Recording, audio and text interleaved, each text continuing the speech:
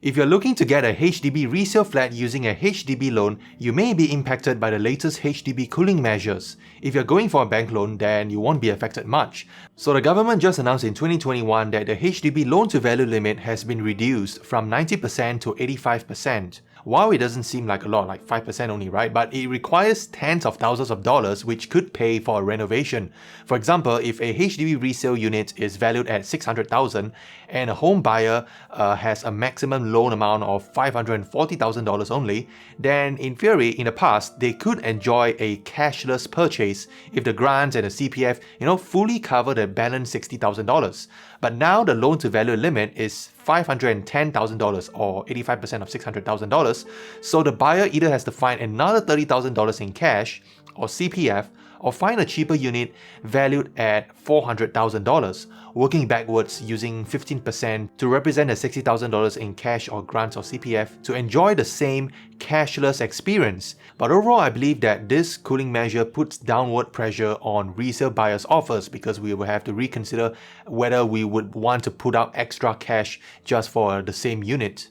And the amount of cash involved ultimately depends on your income, your CPF balance, and the amount of grants that you could get, the maximum amount of HDB loan that you could borrow from HDB, the purchase price of the flat, and the value of the flat. Then there are three scenarios to look at which will ultimately affect how you may be impacted by this cooling measure. Using the example previously, a HDB unit is valued at $600,000 and we assume there is no cash overvaluation in the purchase price.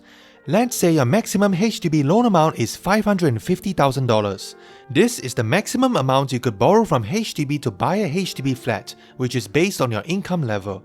You could use the calculator, which I will link in the video description below, to know how much HDB will lend you based on your current income, and it is accurate in my experience. Since your maximum HDB loan is above 85% of the flat value, you will be affected, because previously you could borrow up to 90% of the unit, which is $540,000, but now the new rule says that you could only borrow up to $510,000 or 85% of the flat value. So you would have to make up for another $30,000 in cash or CPF or in grants. Typically, HDB first-time homeowners get grants depending on their income, but it may not be enough to cover the balance 15% of the flat value.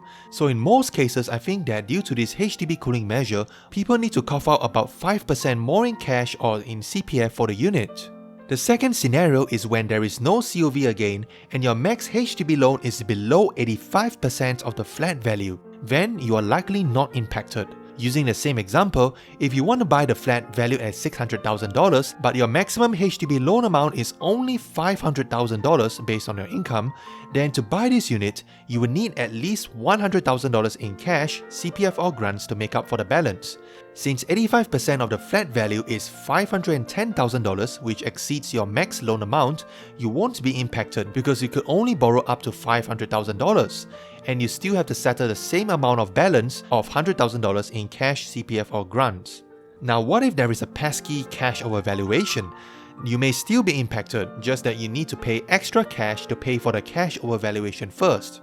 Then, the rest of the scenario discussed earlier still applies. As a first-time homebuyer, the 2021 HDB cooling measures had little effect on me, and I've found myself pretty fortunate because I was under the third scenario where I had to pay just a little bit of COV, and the maximum amount of loan that I could borrow is also just under 85% of the flat value. Secondly, I also wouldn't want to delay my purchase until prices adjust to the latest cooling measure because I want to move in soon. And I know, historically speaking, it will take at least a year for prices to adjust, according to the past cooling measures in 2013 and 2018, which were a lot harsher compared to this year's one. So I don't expect prices to actually move that much. And you can check out the article below for the full detail of this analysis. And finally, I was also frankly quite surprised by this move because previously I thought that the government wouldn't intervene based on the language that they put out there to say that, oh yeah, we know that prices have gone up, but we would adjust policies if necessary. But now I see that they released this cooling measure, and so that kind of took me by surprise. And I also believe that the current resale price index poses a key resistance level because now the market knows that the government doesn't like it to go any higher, just like how it kind of like did in 2013 at the previous peak.